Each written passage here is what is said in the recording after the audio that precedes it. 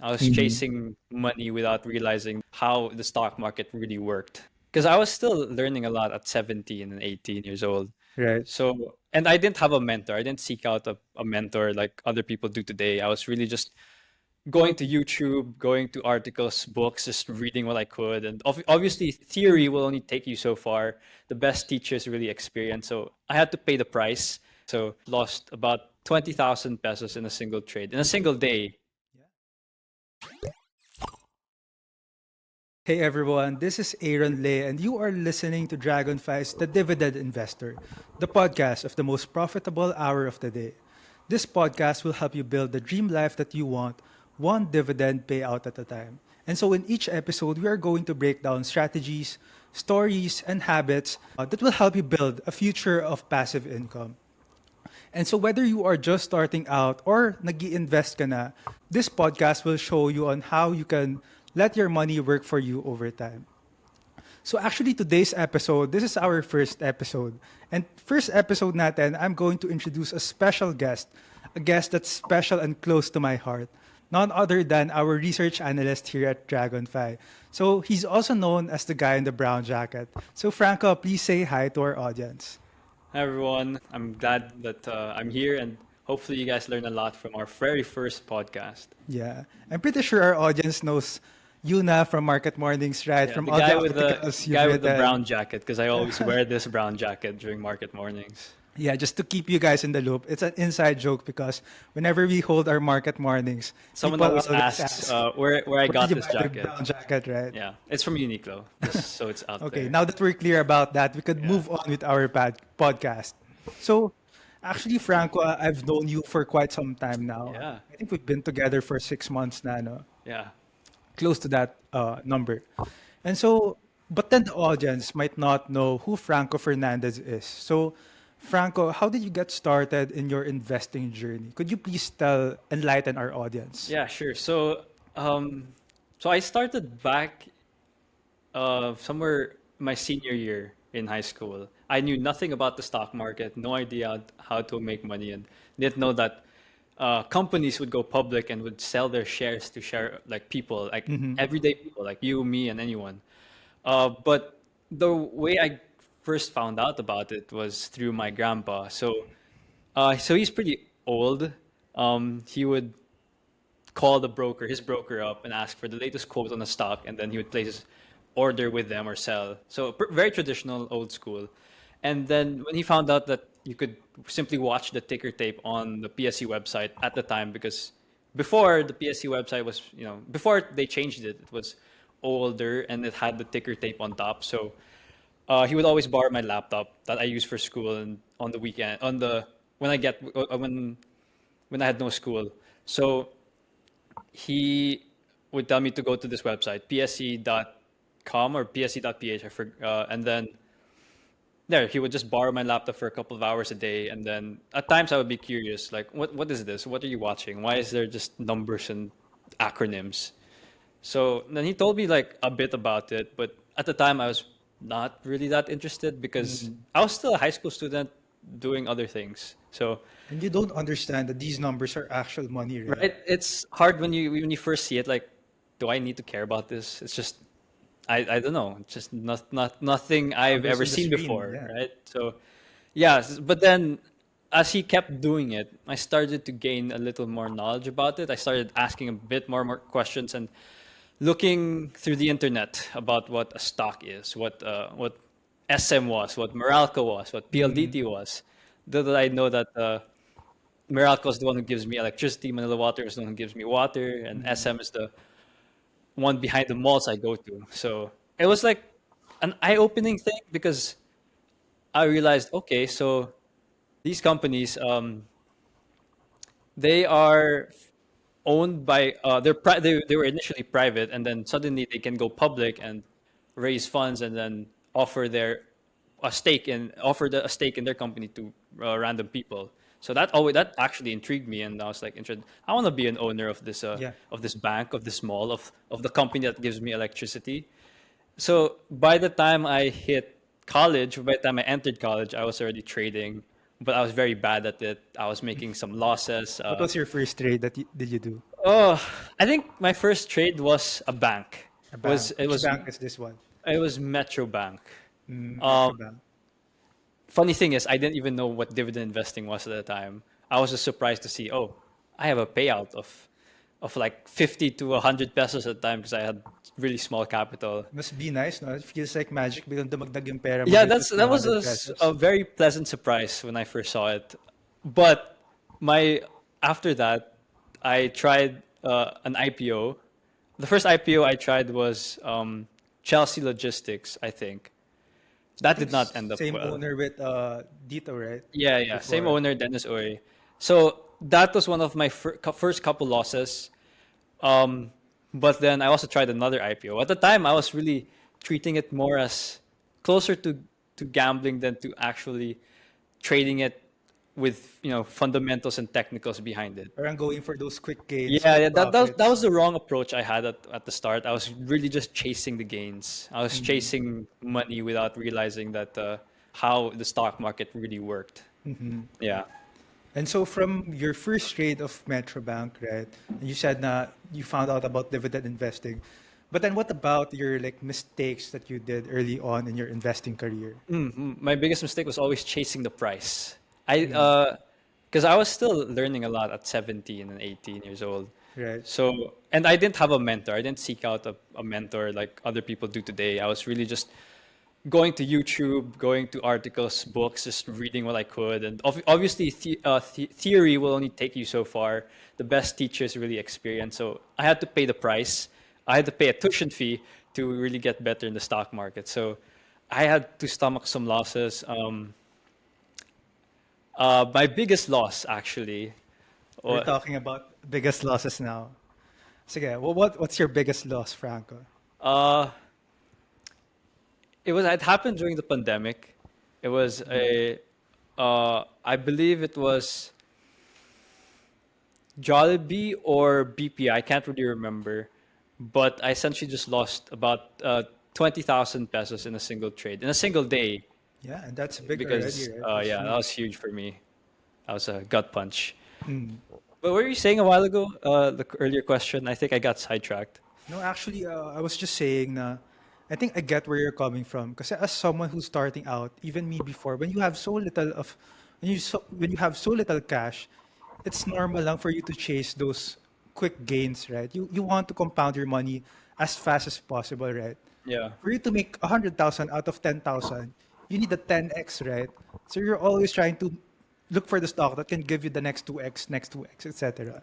Speaking of that, what I learned was when you start small, it's really hard to diversify. If you have like, if for example, if you start with 5,000, Mm. it's hard to buy five stocks, 1,000 pesos each because um, there's no you haven't reached that proper economies of scale where to a point where you can invest into 10 stocks and build meaningful positions when you only have 5,000. So that's another mistake I actually did. I diversified too quickly with only about 5 to 10,000 pesos in my trading account when I first started. Mhm. So obviously the growth was much slower. Rather, if I had put it all in a single stock or 1 to 2 stocks at a time, I would have probably grown my portfolio a lot faster because that's on the assumption I bought the winners. But Mm. no one really. It's hard to say. Only you can only say in hindsight, oh, this was a winner. Yeah. But of course, over time, as you add more money, right, you have more sources of income. Yes, yeah. You want to diversify it into a bit of stocks, right? Okay, yeah. So, Um, Funny thing is, when I started, right, I only had about 5 to 10,000 in my trading account. That was all my savings at the mhm. time. So how I was able to build my portfolio was when I was in college, I would sell cookies to my friends. I Mm. would bake a couple dozen and then go to school, walk around, ask my friends, "Hey, do you want a cookie? You have to buy a cookie." Mm. And then so they would buy cookies.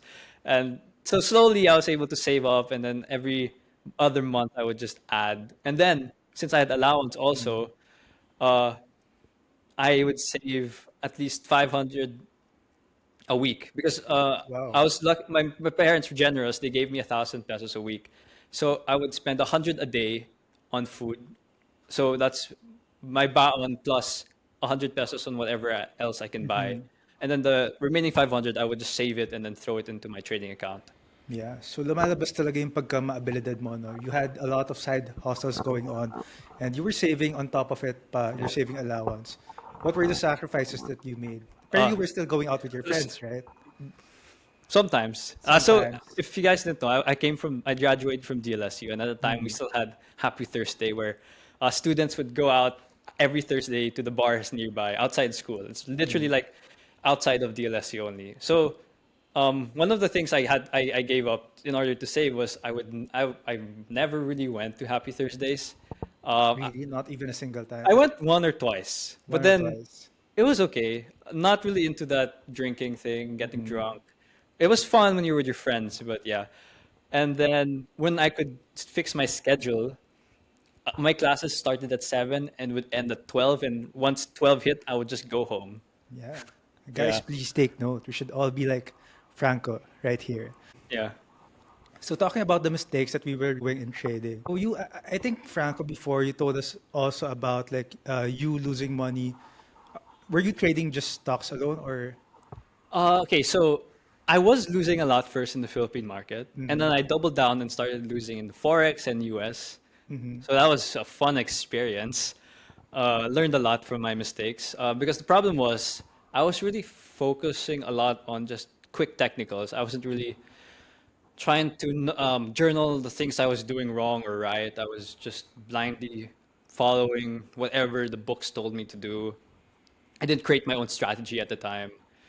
So those really affected my ability to adapt to the market as you know because the market always changes Mm-hmm. even in the last minute it can just change because based on fundamentals or whatever's happening. So that was one of the mistakes I had early on. Yeah.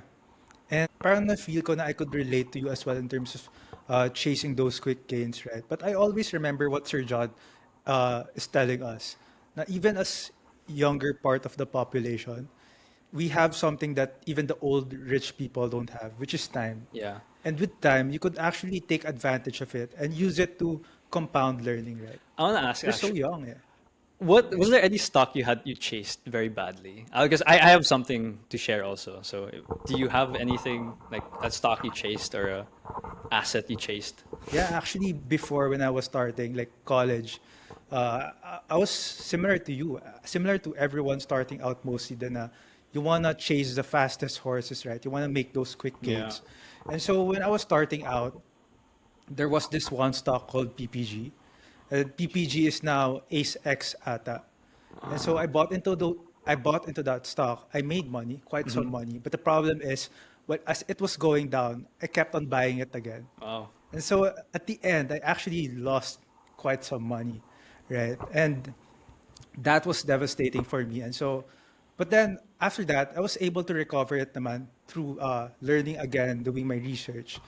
But yeah, it was really a wake-up call for me. Actually, speaking to that, the averaging down, that's the price was going down. That's one of the other mistakes I also made. Mm, So when you're trading and you're hard-headed, you're stubborn, you don't want to cut your losses. You just want to protect the. You don't want to realize those gains, right? So you just average down. mhm. So one of the mistakes was I didn't realize that the reason why they were selling it down was because there was some financial distress with the company, and so I didn't really look at the fundamentals when I started. So I paid the price for averaging down on a financially unstable company. Right. Yeah. And so I think we all have our fair share of mistakes when it comes to trading, right?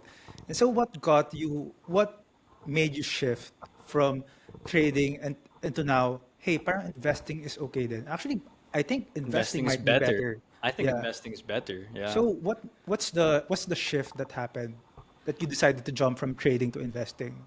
So, okay, so the reason why I believe that investing works here in the Philippines much more sustainable than trading is because of how dividends are seen here. So in the Mm, Philippines, I believe that because of all these oligopolies and monopolies here in the country, dividends will continue to reign supreme because these companies, these same monopolies, oligopolies, are owned by the few families here, the C family, the Aboites, the Ayala family. So, and they're all major shareholders of their own companies, obviously, right? So when the company gives out dividends, they too earn dividends. So there's an alignment of interest between the shareholders and the owners of the company because both parties want to earn more in dividends, right? And then another reason why dividends, I believe, will work a lot better is because despite, for example, Globe or the banks or Meralco being, considered mature already in their respective industries, there's so much infrastructure that still needs to be developed in the country. Like for example, if we look outside the Manila right now, a lot of these companies are spending billions to develop parts of Luzon, Visayas, and Mindanao. We see BDO expanding their reach in the provinces. We see Converge expanding their network into Visayas and Mindanao area. We've got property developers building more condos, more malls outside of the cities. Yeah, so there's still a lot of growth, I think, in the Philippines.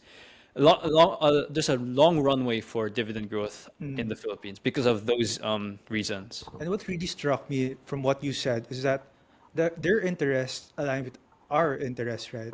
So would it be nice to see na you put yourself in their you put yourself in their shoes na if they make money, you make money as well, right? Yeah, So in that sense, parang business partners mo sila. So parang business partner mo yung mga C family, Ayala family. that's a nice way of putting it. Yeah. Pag kumita sila, kikita ka rin. So Yeah. tantalizing idea. You just have to look for those really juicy dividend paying stocks. Those that give you at least 4 to 7%. Because outside of that, it becomes a bit questionable if they can pay you like 20%, 15% in yield, right? It's a red flag. Yeah. So what you're saying is people could earn money from dividend investing. Actually, it's better. It's one of the best ways to earn money here in the stock market through dividend Yeah, because investing. it's tangible returns. So you don't have to sell your position to earn anything. You just have to wait till they pay you out, and it's cash. You get cash back, right? And you can continue to hold your position because if you are a trader, the only way for you to make money is to sell your position, right? Exactly. And sometimes, and no one's perfect because of no one's perfect, you don't know how high or how low a stock can go. So when you sell it at a certain price and it starts to rally even more, you're like, sayang, I should have held more. I should have held longer. So that's one of the risks of trading, the upside and downside risk of trading. But if you're a dividend investor, just hold, wait for the payouts, sell if the company is facing some issues. Exactly. And just to add on top of what you said, I can kind of see why some people think that stock market is a scam. Because what they always see from other people is trading. Eh. And when you do trading, especially on certain companies na wala naman talagang laman or walang fundamentals, it's like playing a hot potato game, right? Yeah. Actually, Ipapasa ko sa'yo, hoping for someone to sell that's one of the or hoping to buy it funny from you. things when I first started, I was watching, because there's not a lot, when I started, there was not really a lot of good videos on Philippine market, in the Philippine stock market, trading or investing in general. So I was looking at the US Forex and realizing how, my God, you can make 2x, 2x, 3x your money in a span of weeks and months in the US Forex market. So I was like, wow, can I do that here? So Yeah. it kind of pushed me, like it made me like take a dive into the Philippine market without knowing that, oh, our market is completely different. The way stocks behave is different because we're not as liquid, we're not as big as all these foreign companies.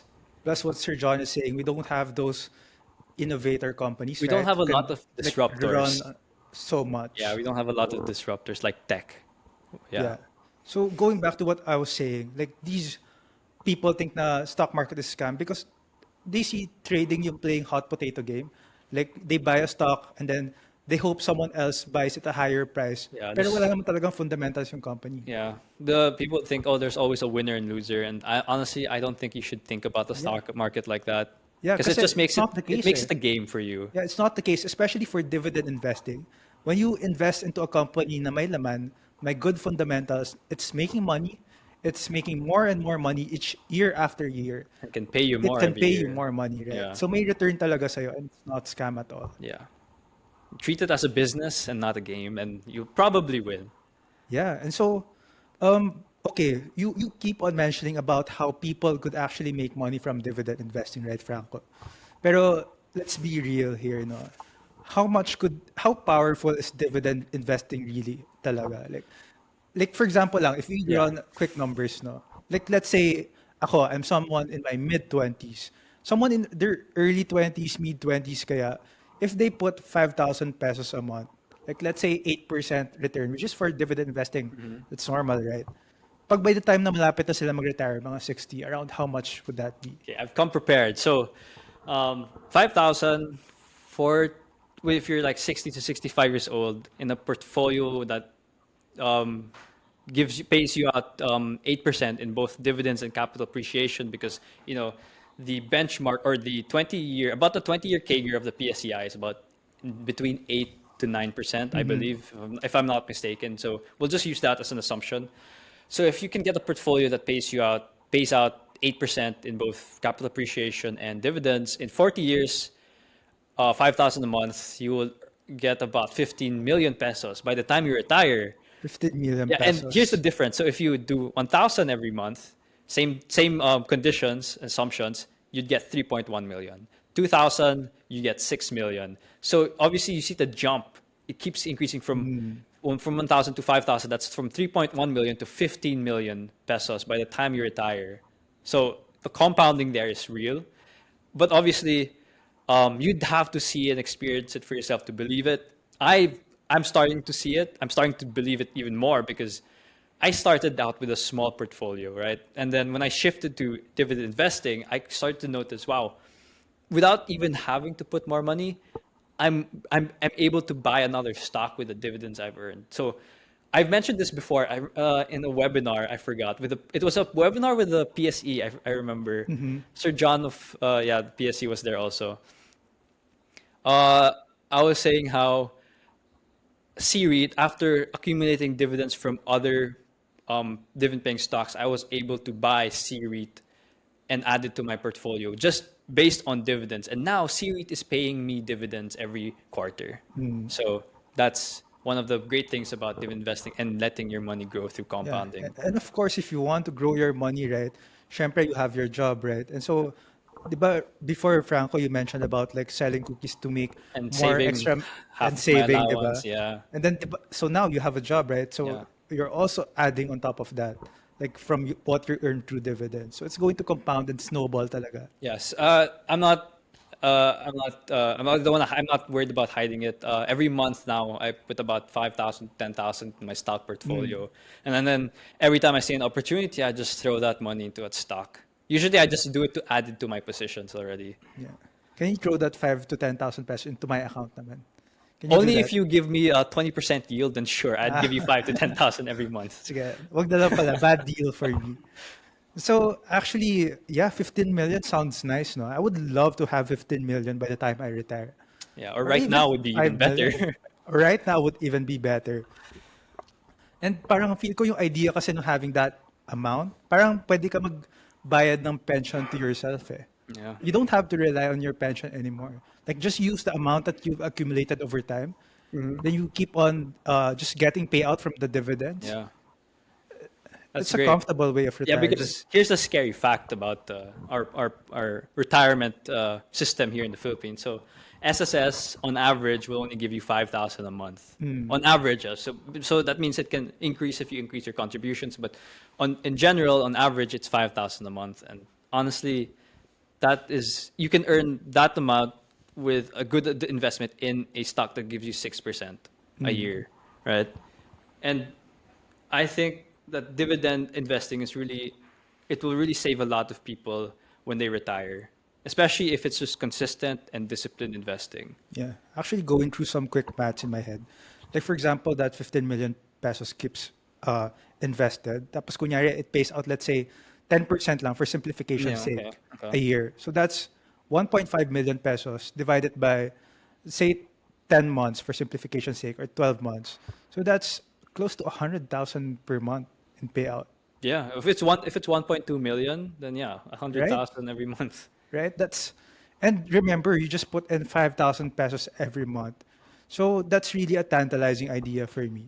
Yeah, but I've seen friends with those accounts with a good amount of millions.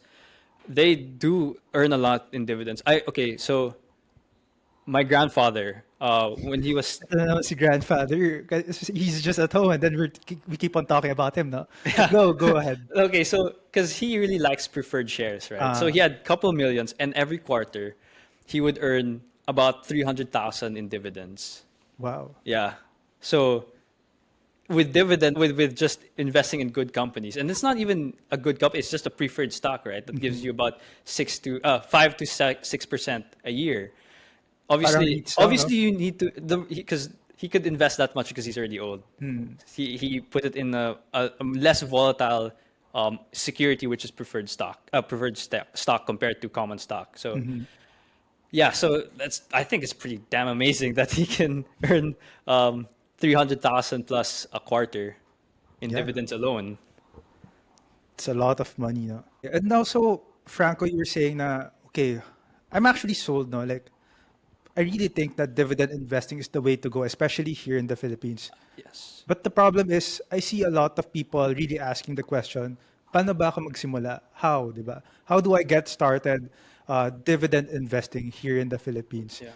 And well, in the US kasi, what people would actually do is they put in a set amount every month or every quarter. Like they put it into a basket of stocks called the S&P 500 in the US through VU, ganyan, an ETF. And so that's how they do it. Parang dollar cost average yung term.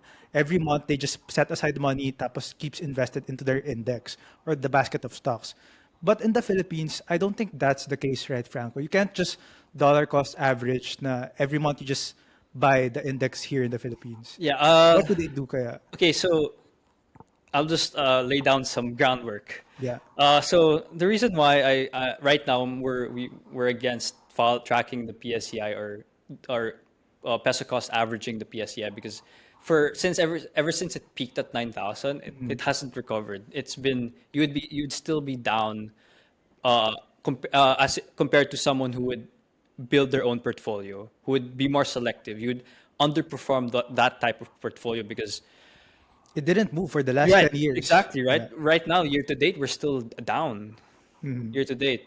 So what we did was we created the investing club first, right? Yeah. To advocate dividend investing because we believe that is the way to go here in the Philippines. So Mhm. we have the dividend harvest portfolio that follows that adheres to our dividend harvest strategy. So that's more for active management, right? Mm. But then not everyone is an active investor.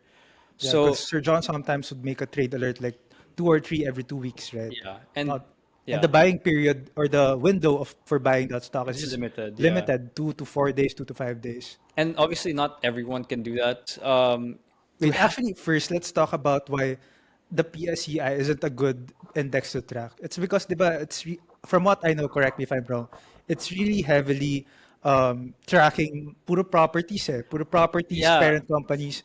if you think about it, look, Ayala Corporation, ASEN, Mm, BPI, Globe, they're all in the index, and they're all owned by Ayala. Ayala, and then you have SM, SMPH, BDO, and then China Bank, all under SM also, all Yes. under the C family. C So family.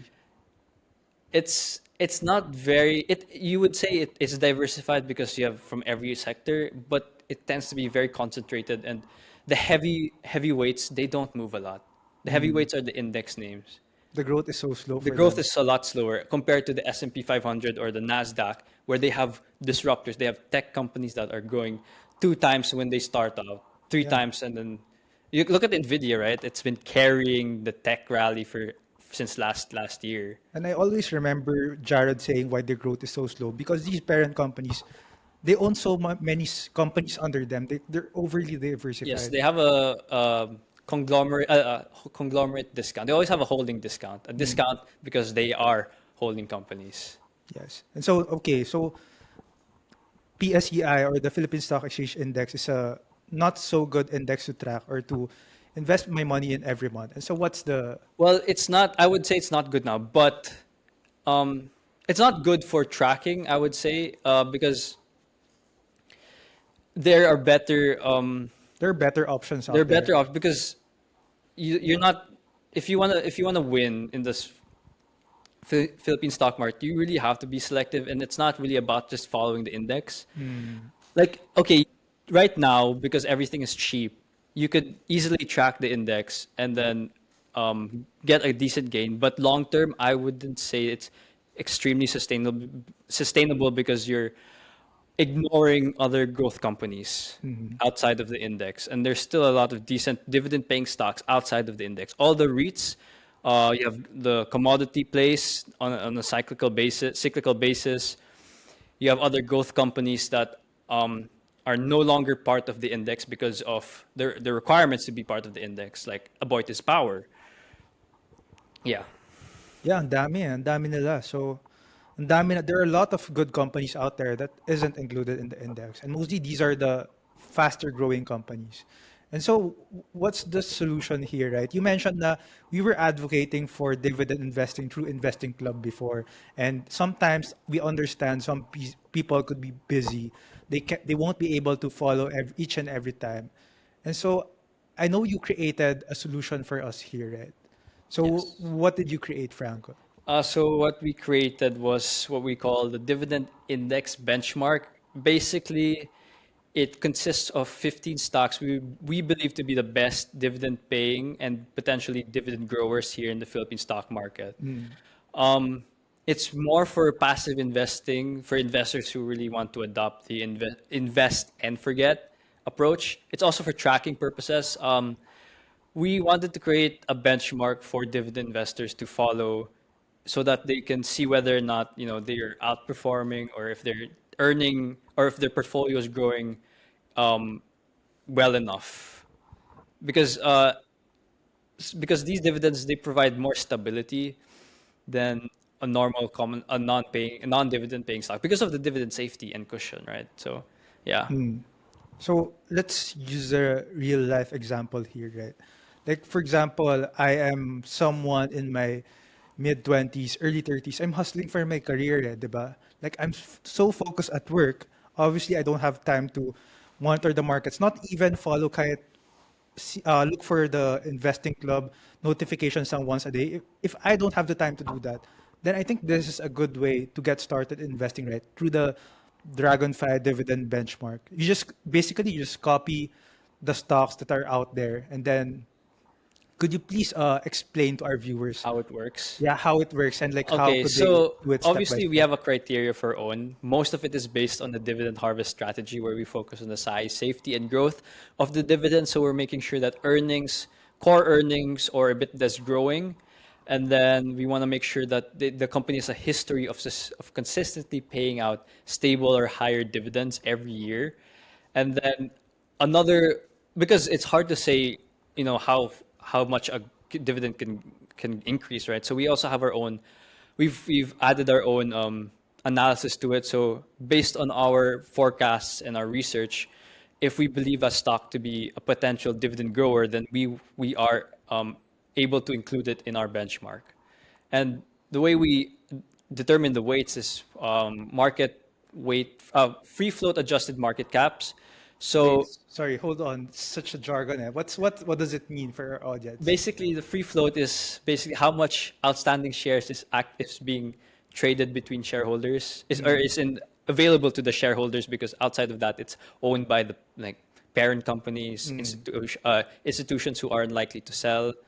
So that's the free float, basically how much of the number of outstanding shares you can actually get. Mhm. Um, and then, so basically, we just multiply that by the market cap, and then you get the free float adjusted market cap. And from there, we weight it. Basically, how it works is that we get the total of the 15 stocks, the total free float adjusted market cap, and then we get the individual stocks free float market cap, divide that by the total, and then we get the weights of every stock. So to put it simply, basically, if a company is bigger, then I'd allocate You'd probably end more up money, allocating right? more, yeah. Pero pag the company is way smaller, then I'd allocate way less Less, money, yeah. right?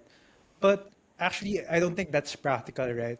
I mean, I don't think it's practical for someone starting out with 10,000 pesos or 20,000 pesos. And then since this company is relatively smaller, parang 60 pesos na lang yung pwede niyang invest into this Yeah. company. So, what's our solution here?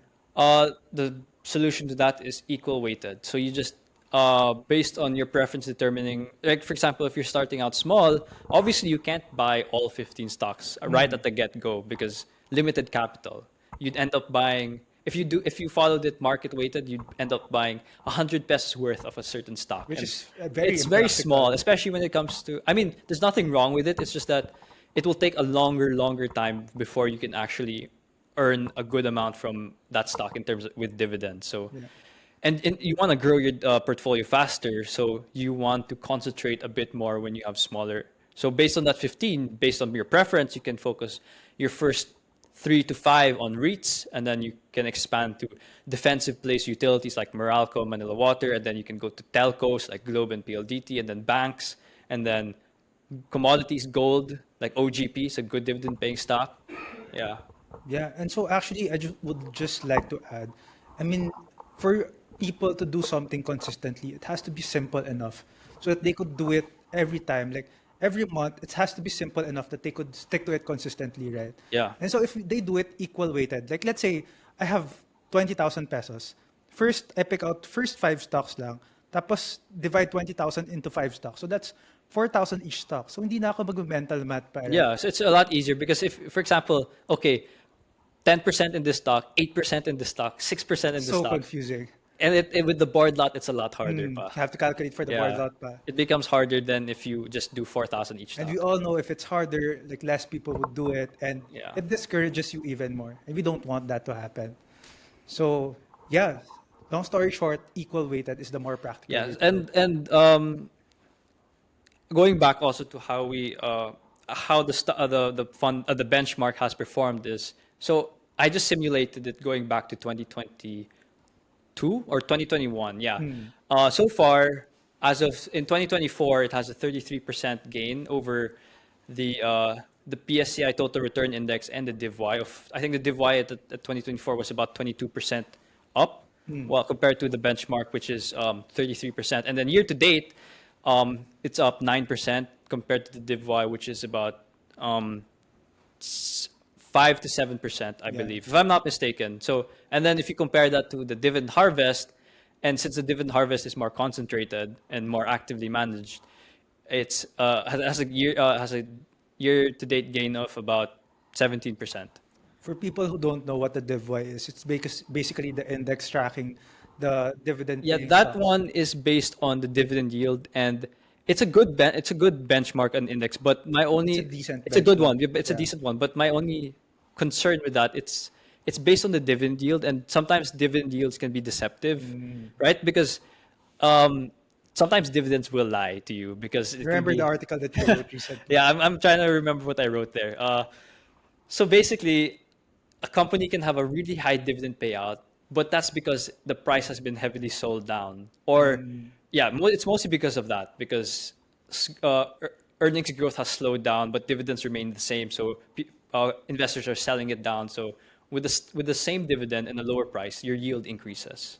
I always remember the running joke, eh, no? Mura na. Ay, mura na, magiging mura pa. Yeah. Mapapamura ka na lang. Yeah. So that's one of the problems I have with that methodology. It's a value trap. Yeah, it can be a value trap. That's the problem. As to if you were focusing more on earnings growth at the same time, the dividend size and safety of it, you it's a much safer approach. You smooth out more of the risk because you're not getting into a value trap because you have justifications that earnings is growing, the company has stable dividend growth, and then yeah, it's good. That's Yes. already good enough for any dividend investor because the more earnings they have, the more they can pay out. Yeah, and to put it into summary lang, like, so what we're saying is that the DragonFi dividend benchmark has outperformed PSEI really well and outperformed the DivY a decent amount as well, right? So out of the three options talaga, we're really gunning for the DragonFi dividend benchmark here. And I'm sure some can argue that we're being very selective, but I mean, we are being very selective. That's the whole point of the benchmark because we're looking for the best dividend paying stocks out there. And the only way to determine that is using historical data. Yeah. Yeah. Look at the past, right? That's your best way to place your bets for the Yeah, future. so that and a mix of our own forecasts, we've come up with our own list. So basically everything in the dividend harvest portfolio is in the benchmark. but we've added China Bank, for example. We've added. Wait, I have a list here actually. So we have Keepers Holding Alcohol, actually good earnings, good dividend growth. If you haven't looked, we have I LTG. personally have Keeper.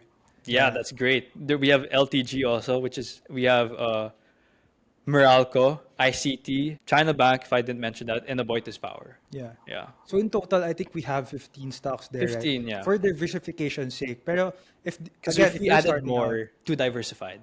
yeah, too diversified. And so again, if you are starting out, right, you don't have to collect all these 15 stocks right away, especially if you are planning to start with 10 or 20,000 pesos. So you could start with maybe like four to seven stocks, right, as a starting point. Yeah. And then we also rebalance this every end of the year Mm. because obviously things will always change and it's always our responsibility to make sure that this benchmark is always up to date with what the market is saying is the best dividend paying stock. Mhm. So at the end of every year, we will rebalance this and we'll always have an update on what we added and what we removed. Next that I wanted to ask you, Franco, is before moving on, no, I just wanted to ask, like, actually, I think you've come a long way now. Before you were hustling, right? And then you were like saving up a lot of money from your allowance. And so, but now, actually, sometimes people could start with like 10 or 20,000. Pero syempre, you'd have money that you can add on top of it pa, right? Mm-hmm. So that's what I'd like people to remember lang din. Now, over time, they could snowball and compound their money just by adding like savings from their salaries as well and reinvest the dividends that they collect. And so, actually, I would like to move on with our podcast and ask you, Franco, because before we created this DragonFi dividend benchmark, Mm-hmm. we already have the dividend harvest portfolio, Yeah. which is actually, I think you spearheaded this one together with Sir John, Yeah. right? So, how is this different to the DragonFi dividend harvest portfolio? Yeah. So when I was creating this, it was actually pretty easy to determine the differences because one, the dividend harvest portfolio is actively managed by Sir John now. He always gives frequent updates, trade alerts, commentary, and insights on what's happening. And most of all, he tries to take advantage of the short-term opportunities. He would trade around the core position, add here and there, sell here. So it is more actively managed, and sometimes, so that means investors will have to keep up if they want to follow that Yeah. portfolio. Whereas the benchmark now is really just for passive investing, like purely passive investing. There's no need to chase trades. It's really just focusing on compounding your portfolio, your investments over time. It's really trying to lean towards the invest and forget, where you every month you contribute in one or two stocks, and then you just keep doing the same thing over and over again without having to worry about short-term volatility because your eyes are on the bigger picture, long-term horizon type thing.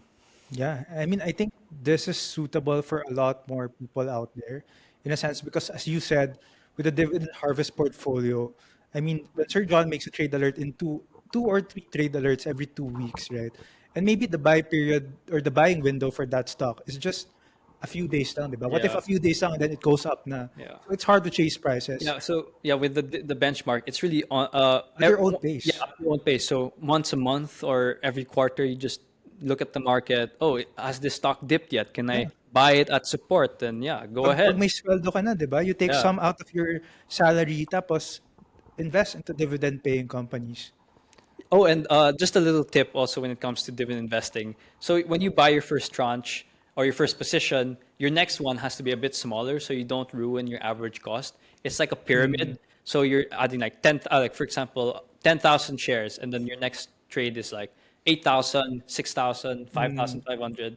Get smaller and smaller because if you keep adding the same amount or bigger, your average cost will rise, yeah, which is not really the best. But obviously, over the long term, um, you're going to have to consistently add and add, right? So the amount of shares you add will constantly change. So a basis for that is based a certain amount, a certain percentage of your total shares at the time. So once you've started at a small, once you've reached like a smaller shares already, you base it on your next, you base your next tranche on the current holdings current number of shares you have. So maybe 20% of that, 30%, 40% of your shares. Also, para may extra cash ka, di ba? When Yeah. you pyramid little by little on the way up, may extra cash ka that you build para once there's a market correction, then you have that cash to deploy.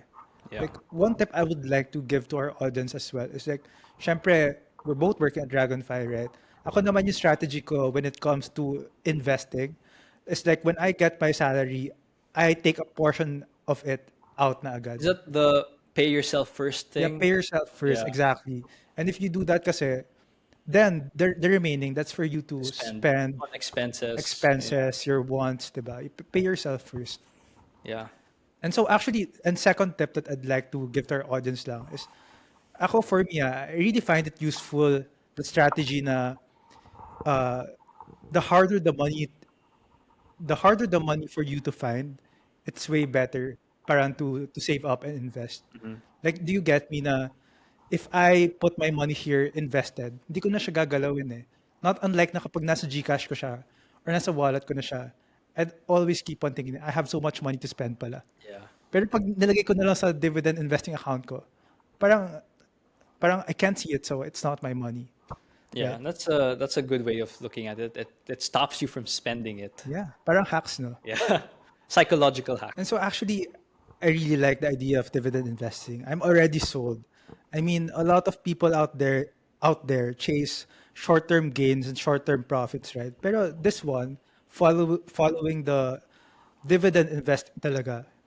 But this has its own risks. Mm, The stock can still go up and down. A company can announce from one year that they're paying 100%, and then the next year, oh, we have to cut our payout by 50% because of capex, of capital expenditure. So there is still some risks to dividend investing. It's not perfect. You will experience ups and downs still, but because it's a longer time horizon and you're focused more on the health of the dividends, the stability of the company, you are better positioned and equipped to um, compound your money compared to if you were trading it religiously. that's a good point. And actually, I'd like to share lang din na in the short term, the zigzag might look like this. Pero Yeah, if you zoom out of the it's just picture, like it's just a line eh. yeah, Diba? It zooms out, it's just a line. So and that's a, then with dividend investing, it's exponential growth. So you really can't expect to see big gains right away. yeah. You'll see it slowly curve up as time progresses because Parang that's parang snowball talaga, yeah, it's no? a snowball. Like at that peak, it's so It's small. always slowest at the start, Mm, but once you pick up momentum, it's huge. yes, So patience is really important in dividend investing. Don't It's not a get rich quick scheme. yes. Yeah. And so what I really love about this strategy, dividend investing, and following the DragonFi dividend benchmark, is it really rewards patience, consistency over a long period of Yeah. time. So actually, before I let you go, Franco, any last words to our audience here? Like for someone starting out now, like what's your advice to them? Start investing yesterday.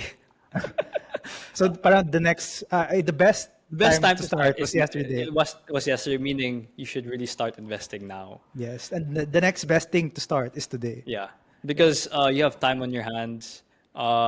You are at the when you start investing now, you're at a clear advantage over someone who is going to start investing next week. Yeah, And learn from your mistakes. Journal everything as much as possible. Journal all your trades, and continue to that's where you learn. learn. If you Yeah, journal, you'd have something to reference to look back into. trust me, the market happens in cycles. The same thing that's happening today will happen again in the future. May similarities There's eh. the it rhymes. It The rhymes. occurrences and the cycles rhyme with each other. Hmm. It's not picture perfect, but there are a lot of similarities. Yeah, so noted. So journal, start as early as possible, if possible today, Yeah. especially for everyone actually. I, actually, I wish I started back in 2008 during the great financial crisis when I was 8 years old. Grabe. That's a Right? running joke, right? Like, Yeah. sana bumili ka pala ng condo no 8 years Yeah. old ka, right? Yeah. Instead of When what, everything was a eating lot cheaper. cereals. Yeah. Yeah. Now everything's up, expensive. Yeah. But yeah, I mean, just to reiterate, start today. I always remember what Sir John is telling me. Us younger people, everyone actually, we still have time on our sides. So use that time wisely. Compound the money, compound the learning that you have, that compound the learnings that you will get from the time that you have.